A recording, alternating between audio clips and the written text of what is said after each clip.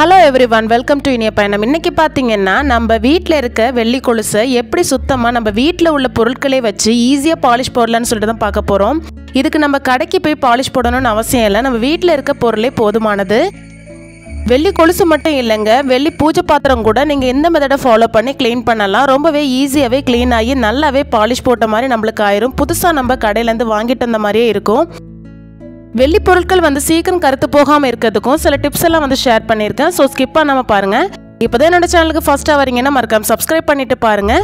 உங்கள் friends and ஃபேமிலிக்கு share பண்ணிக்கோங்க. இந்த வீடியோ பிடிச்சிருந்தா கண்டிப்பாக இந்த வீடியோக்கு ஒரு லைக் பண்ணுங்கள். பார்த்தீங்கன்னா என்னோட கொலுசு கிட்டத்தட்ட நான் வந்து ஒரு 2-3 வருஷமாகவே யூஸ் பண்ணிகிட்ருக்கேன். நல்லாவே கருத்து போயிடுச்சு. இது வெளியே கொடுத்து நான் பாலிஷ் பண்ணணுன்னா நிறையவே காசு கொடுக்கணும். உங்கள் கூட 2 சீக்ரெட் டிப்ஸ் வந்து நான் ஷேர் பண்ணுறேன். நீங்கள் இந்த 2 மெத்தடையும் ஃபாலோ பண்ணி நீங்கள் க்ளீன் பண்ணிக்கலாம். இதுக்கு நான் 2 வந்து பிரிச்சுக்கிறேன். நீங்கள் 2 மெத்தடையும் நீங்கள் சேர்த்து ஃபாலோ பண்ணால் கூட பிரச்சனை இல்லை. இப்போ பார்த்தீங்கன்னா இதுக்கு நம்மளுக்கு தேவை இந்த மாதிரி ஒரு கொட்டாங்குச்சி தான். நம்ம எல்லார் வீட்லேயும் இந்த மாதிரி கொட்டாங்குச்சி தேங்காய் துருவிட்டு இருக்கும். ஸோ அதை நம்ம வந்து எப்பயும் எரித்து வந்து சாம்பலாக்குற மாதிரி இந்த மாதிரி சாம்பலாக்கிக்கலாம். என்கிட்ட ஆல்ரெடி வந்து சாம்பலாக்குன பொடி இருந்தது. நீங்கள் இல்லைன்னா நீங்கள் வந்து கொட்டாங்குச்சியை நார்மலாக எரிக்கிற மாதிரி எரிச்சிட்டு இந்த மாதிரி சாம்பலாக்கி எடுத்துக்கோங்க. அதை தீயெல்லாம் நல்லா அணைஞ்சதுக்கப்புறம் இந்த சாம்பலை எடுத்து நம்ம மிக்ஸி ஜாரில் போட்டுக்கலாம். போட்டுட்டு இதில் ஒரு எலுமிச்சம்பழம் வந்து புழிஞ்சு விட்டுக்கலாம். நம்மளுக்கு இதுக்கு தேவை ஒரு எலுமிச்சம்பழம் ஃபுல்லாக வேணும். இது எல்லாத்தையும் நம்ம புழிஞ்சு விட்டுக்கலாம். எலுமிச்சப்பழ தோலை புழிஞ்சதுக்கப்புறம் தூக்கி போட்டுறாதீங்க. இதை வச்சு நிறைய டிப்ஸ் வந்து நம்ம செய்யலாம். நான் ரீசெண்டாக வந்து பித்தளை பாத்திரங்களை எலுமிச்சப்பழ தோலை வச்சு நான் சில டிப்ஸ் வந்து சொல்லியிருக்கேன். ஸோ டைம் கிடைக்காம செக் அவுட் பண்ணிக்கோங்க. நல்லாவே ஒரு ரிசல்ட் கிடைச்சது எனக்கு. ஸோ இதை நம்ம புழிஞ்சு எடுத்துக்கலாம். இந்த சாம்பலும் இந்த எலுமிச்சப்பழமும் சேரும் போது நல்லாவே ஒரு எஃபெக்டிவாக இருக்கும் இந்த லிக்யூடு. இது நல்லா புழிஞ்சு எடுத்ததுக்கப்புறம் இதில் நம்ம நெக்ஸ்ட்டு சேர்க்கக்கூடிய பொருள் என்னென்னு பார்த்தீங்கன்னா நம்ம வீட்டில் இருக்கக்கூடிய பாத்திரம் தேய்க்கிற விம் லிக்யூடு தான்.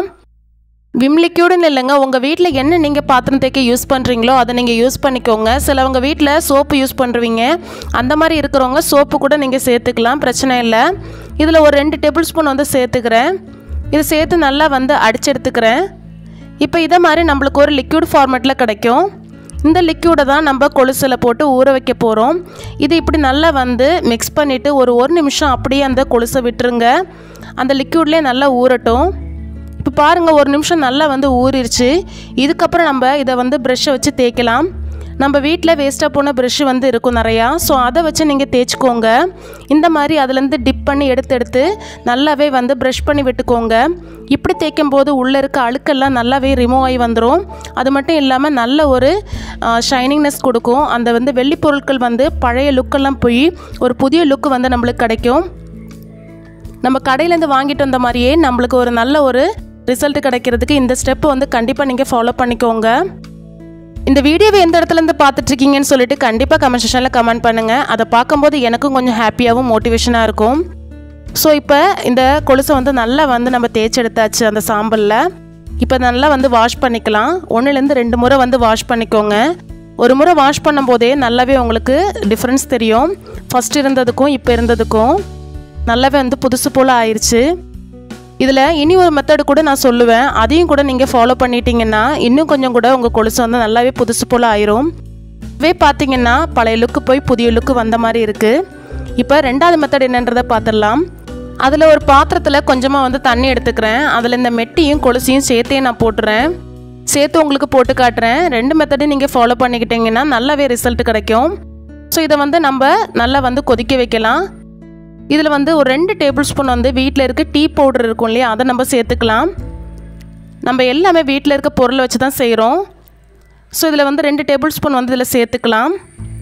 நெக்ஸ்ட் இதில் நம்ம சேர்க்கக்கூடியது என்னென்னு பார்த்தீங்கன்னா நம்ம வீட்டில் ஷாம்பு யூஸ் பண்ணுவோம் எல்லாருமே. ஷாம்பு இல்லாத வீடே இருக்காது. ஸோ அதில் வந்து நான் ஒரு ஷாஷே பாக்கெட் வந்து 2 ரூபா பாக்கெட் வந்து சேர்த்துக்கிறேன். இப்போ இந்த டீ தூளும் ஷாம்பும் சேர்ந்து அதில் கொதிக்கும் போது நல்லாவே வந்து அழுக்கு இருக்கிறது எல்லாமே ரிமூவ் ஆகி வந்துடும் கம்ப்ளீட்டாக. சப்போஸ் நீங்கள் வெள்ளி கொலுசு இல்லாமல் வெள்ளி பொருட்கள் பூஜை பாத்திரம் ஏதாவது க்ளீன் பண்ணுறீங்க அப்படின்னா அந்த பாத்திரம் முழுகிற அளவுக்கு நீங்கள் தண்ணி எடுத்துகிட்டு இந்த ப்ராசஸ்லாம் செஞ்சுக்கோங்க. ஸோ இதே ரிசல்ட் வந்து கண்டிப்பாக கிடைக்கும். ட்ரை பண்ணி பாருங்கள். என்னோடய சப்ஸ்கிரைபர் ஒருத்தவங்க வெள்ளி பூஜை பொருட்கள் எப்படி க்ளீன் பண்ணலான்னு சொல்லிட்டு கேட்டிருந்தீங்க.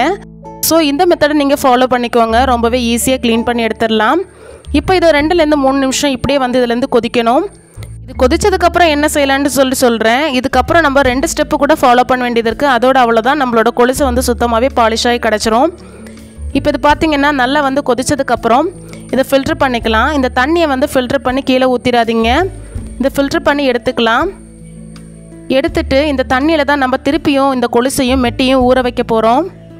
இந்த தண்ணியில் ஊற வைக்கிறதுக்கு முன்னாடி ஒரு முறை நம்ம தண்ணியில் வாஷ் பண்ணிவிட்டு இதில் சேர்க்கலாம். ஏன்னா டீ பவுடரோட பொடி வந்து அதில் வந்து ஏறி இருக்க வாய்ப்பு இருக்குது. ஸோ ஒரு முறை வந்து வாஷ் பண்ணிவிட்டு இந்த தண்ணியில் நம்ம ஊற வச்சிடலாம். இப்போ பாருங்கள், நல்லா வாஷ் பண்ணி எடுத்தாச்சு. இப்போவே நல்ல ஒரு பிரைட்னஸான ஒரு ரிசல்ட் இருக்குது. நல்ல பாலிஷ் போட்ட மாதிரி இருக்குது.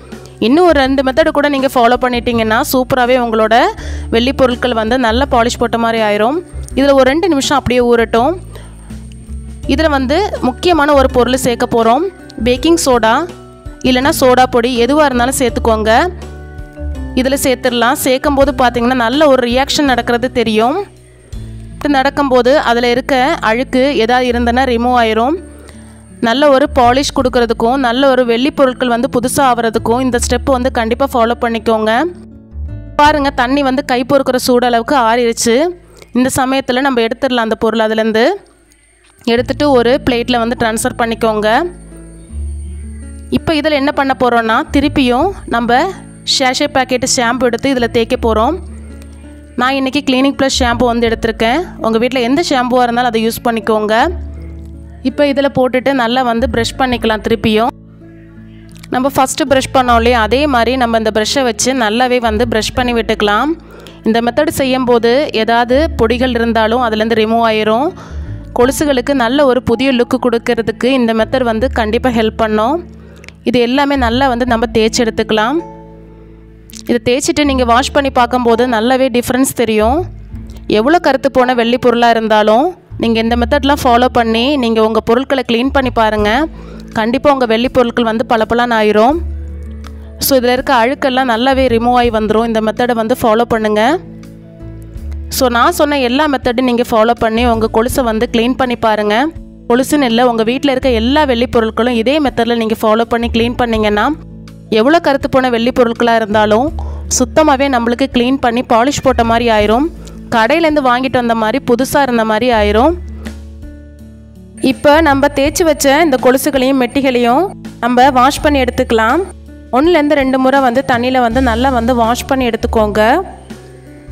நல்லா வாஷ் பண்ணதுக்கப்புறம் இதில் ஒரு ஸ்டெப்பு கூட நீங்கள் ஃபாலோ பண்ணிட்டீங்கன்னா உங்களோட கொலுசு வந்து சீக்கிரமாகவே கருத்து போகாமல் இருக்கிறதுக்கு ஹெல்ப் பண்ணும்.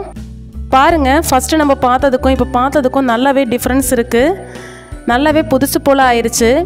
நம்ம கடையில் நிறைய காசு கொடுத்து செய்ய வேண்டிய அவசியமே இல்லை. நம்ம வீட்டிலே இதே மாதிரி நம்ம பாலிஷ் போட்டுக்கலாம்.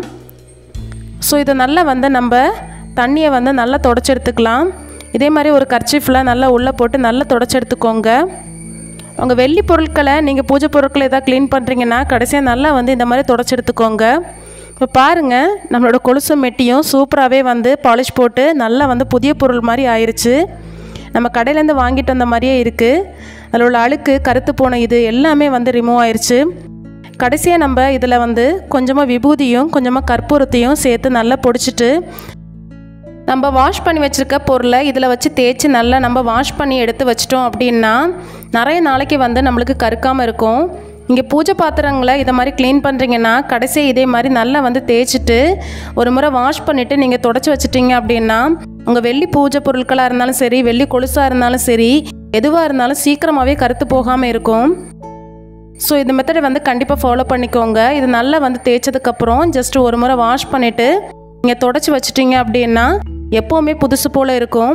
நீங்கள் இப்போ போடலை, கொஞ்ச நாள் கடைச்சி போடுறீங்க அப்படின்னாலும் நீங்கள் எடுத்து பார்க்கும்போது கருத்து போகாமல் அப்படியே வந்து புதுசு போல் இருக்கும். நம்ம எப்படி வாஷ் பண்ணி வச்சோமோ அதே மாதிரியே மெயின்டைன் ஆகும்.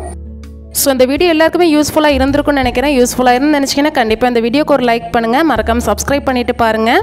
இதே போல் யூஸ்ஃபுல்லான வீடியோவில் நெக்ஸ்ட்டு உங்களை சந்திக்கிறேன். Until that, thank you. Bye bye from இனிய பயணம். Thank you so much.